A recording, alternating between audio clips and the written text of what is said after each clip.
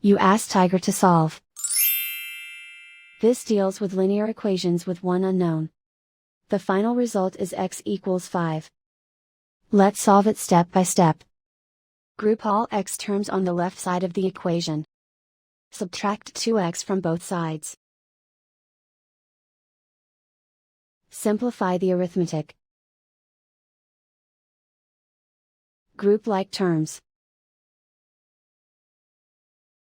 Simplify the arithmetic. Isolate the x.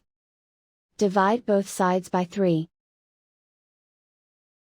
Simplify the fraction. Find the greatest common factor of the numerator and denominator. Factor out and cancel the greatest common factor. And so the final result is x equals 5.